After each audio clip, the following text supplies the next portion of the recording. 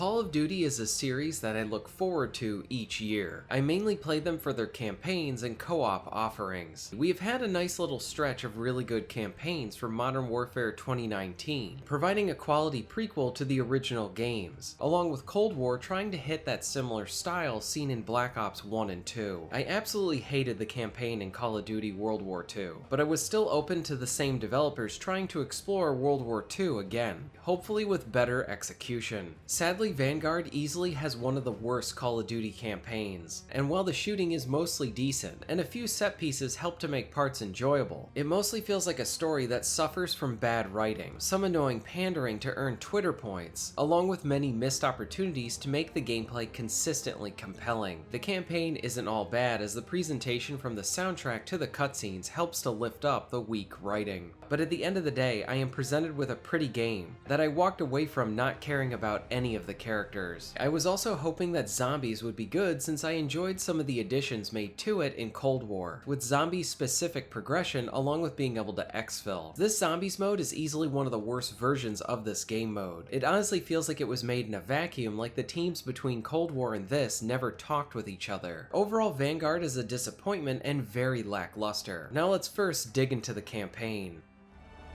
The men of the 93rd changed Wade. They showed the flying daredevil from the clouds what war looked like in the dirt. Down there, he learned the only way to win was to have each other's backs.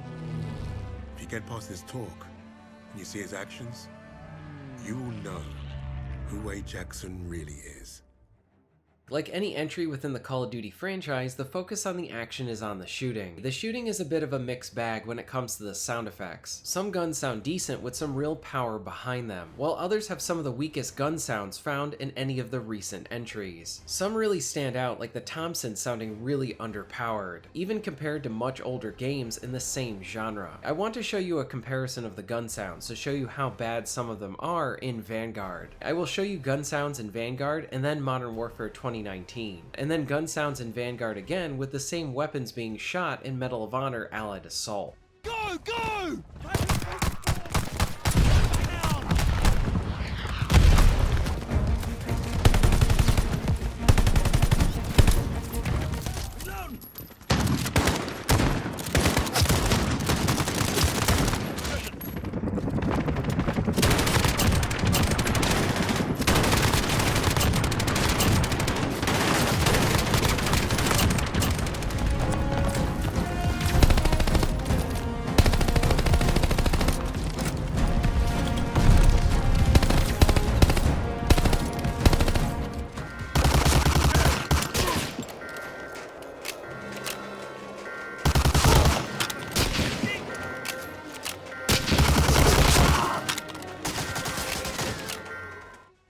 When it comes to shooters, the impact and sound effects are some of the most important areas to really sell the satisfaction of the shooting. The impact is generally decent in the campaign, with appropriate blood splatters and some dismemberment. For the zombies mode, it's rather lackluster, and we'll get into that a bit later. The gun sounds really shouldn't be a problem for a modern Call of Duty game, considering the amount of people and money they can throw at this project. And yet this is an area that feels lazy, and it shouldn't have been this way. Let me highlight some of the good within the campaign. I really like the opening mission. You are jumping between two trains and fighting cars full of soldiers. This then leads to an assault on the base, and the soundtrack for this part is really great and helps to fuel the action well. So most of the first level is pretty great until the very end of it. The two Russian missions are pretty good, with the winter one being one of the best in the game. This is also where we get a few areas that provide a bit more breathing room for multiple paths for taking out your enemies. And the two Australian missions are solid levels, even though they feel rather short. The final mission is about on par with the first and has a fun mechanic that I wish was used more in this game. At set points in the mission, you will control another member of your squad, allowing for you to experience different points in the fight. The switching is done well through the cutscenes and honestly gave the mission some nice energy that was not found in any of the other missions. Easily the best aspect about the campaign are the gorgeous cutscenes and the awesome music. I just wish that the writing and general execution of the campaign was up to par with the presentation. Before I discuss the more spoiler specific part of the game, I want want to touch on some of the non-spoiler flaws. The game uses dogs and bayonets to really catch you off guard, and whereas a dog attack in a prior Call of Duty would allow you to counter with a QuickTime event, if they get too close to you in this game, you die instantly. This feels incredibly cheap, especially with how small the dogs are, and done better in prior COD games. Mission 2 and the last mission have squad mechanics, but it is so limiting that it feels insulting to the player's intelligence. You can only give commands to your allied soldiers when the game prompts you to do so. This feels very tacked on and I hated it. The one flying level is awful as well. The game does let you fully control the plane at times, but the controls are very clunky. And like I said, the final mission has you switching between squad members. This is something that should have been used more in the game, but most of the levels are spent on squad members' backstories, and they are not good at providing adequate characterization nor development. I found the entire cast to be rather unlikable, and only enjoyed the presence of one of the villains. And lastly, in many cases, you will need to manually hold down the square button to pick up ammo. Why is this a mechanic in COD? It slows down the action, and in many cases causes me to pick up a gun that I did not want to pick up. The campaign is a disappointing mixed bag that fails to tell a compelling story. Now let's discuss some of the spoilers.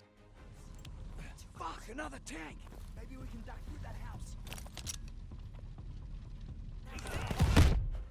The biggest offender of the campaign is the poor writing. For example, in the first mission, you play as a mute character named Novak. At the end of the mission, the player character is killed, and the game wants to use this as a way to really hate the main villain, and get fired up about the rest of the campaign. Except that there was no build-up to this moment. It didn't feel earned. COD is not a stranger to killing off characters that the player controls. The original Modern Warfare 1 and 2 did this very well. When you were betrayed by Makarov in Modern Warfare 2, there was a build-up to this moment, with the first few missions where the Marine became a secret agent and then you needed to work with Makarov for one mission. The death at the end of that mission was built up too and had a nice surprise. In Vanguard, there's no characterization for Novak, and he has no rapport with the squad to really make you care about this death. And the way it's done, it feels more like a checkbox plot point rather than something meaningful. A lot of the campaign is full of this stuff. Another example is when the Russian sniper sees her father die. This is billed as an emotional moment, but it's not done very well. You get a few scenes with him early on, and again, there's no character development between her and her father. Nothing for us to latch on to. So when he dies, we just don't care. Many of the character deaths are handled in this way, with all of them feeling like unearned moments. The entire cast is rather unlikable, and the characterization and development for each of them is really poor, even though the game spends the bulk of the campaign to try and develop them. To go with this is an overuse of narration. The leader of the group narrates much of the game, and he will state how a character has learned something or grown after you complete a level, but that growth was never shown on screen or properly developed in that level. So in a way, the narration feels like a crutch to convey what the developers failed to do naturally. There are some other parts in the narrative I didn't care for either. There are some preachy moments in the campaign, and they are annoying and noticeable, but honestly, this is not really what kills the story here. It all goes back to basics, that these writers told a really poor story. Lastly, there is an attempt at fan service at the very end of the game by mentioning projects like Nova 6 from Black Ops 1, but this felt incredibly forced and unearned since the main narrative sucked. In comparison, the wink and nod at the end of Modern Warfare 2019 felt earned because the story in that game was actually good. While the presentation is excellent and some missions are pretty fun, it all feels pretty hollow when the story connecting everything is so poorly done.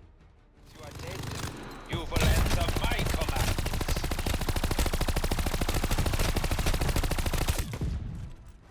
Zombies operates a bit differently than the prior outings. Usually you would have to survive rounds of zombie hordes while also completing the mission objectives and finding the Easter eggs. Vanguard does not have rounds in the traditional sense. You start out in a hub-like area that will expand as you complete missions that are started when you interact with a portal. The missions range from 3 different types: survive for a few minutes, collect runes from zombies, and staying in a specific zone as an orb follows a set path. As you complete missions, you will earn money and hearts. The money is used for the pack-a-punch of your weapons, upgrading perks, and using the mystery box. The hearts are used to provide you with different passive buffs like earning health from melee attacks, among others. Salvage can also be collected from defeated enemies and used to buy armor and equipment. As the hub map opens up, there will be more zombies to defeat, and chests to open up for rewards. Conceptually, I like this idea, and I like when the developers try to improve or shake up the formula a bit. In Cold War, they had more traditional round-based zombies mixed with 2 alternative zombies modes. that were really fun, but all of this relies on how well it is executed, and that is where Vanguard has most of its problems concerning this mode. Vanguard has significantly less dismemberment and general impact violence than in Cold War zombies. In Cold War, chunks of the enemies would fly off as you shot them. It is greatly reduced in Vanguard. This ruins a lot of the satisfaction of shooting the zombies. Along with this, there is less constant tension than in the prior zombie modes. The hub area can have some zombies to take on, but many of these are optional, and while this downtime gives you time to upgrade, you lose that feeling and pressure of always needing to contend with the horde. The minor reprieve that you would get in Cold War meant that the intensity in action was always high. How it is implemented in Vanguard results in much of the action being rather mundane and not engaging. Hurting the action is the use of the mini-bosses. Just like in Cold War, there are mini-bosses to defeat, except all of the creativity and fun is not found in Vanguard. The only mini-boss is a large zombie that uses a Gatling gun. This is extremely lazy from a visual standpoint, where the prior games had different monsters that had some interesting elements. Like in the first map in Cold War had a large enemy that would split into two for its second form. In Vanguard, the Gatling gun boss is a huge bullet sponge, which can be tolerable when fighting one, but the game quickly throws 5 of them at you and this doesn't feel play-tested. It isn't fun to fight these enemies, it's just tedious. Like I said before, I like the idea of having a hub and going out and completing missions. The new map locations are appreciated for the mission areas, but the mission types are lacking, and it also doesn't take long to unlock the entire hub. A much larger map would have made this entire thing a bit better. Then there are some smaller elements that are missing that it feels like Vanguard was just made in a vacuum, without using any of the prior knowledge from any of the other zombie-like entries. For example, there are no longer guns to buy on the walls, and when pack-a-punching your guns, your weapons do not look different or upgraded, and you can no longer pause the game while in private matches with friends. In addition, there are no zombie-exclusive progression systems like in Cold War. You can only upgrade your weapons. All of these missing elements makes this iteration feel very lazy. The conceptual idea behind this mode is pretty interesting, but the talent of the developers comes from the execution, and they fail again in this area of the game. I hate this zombies mode.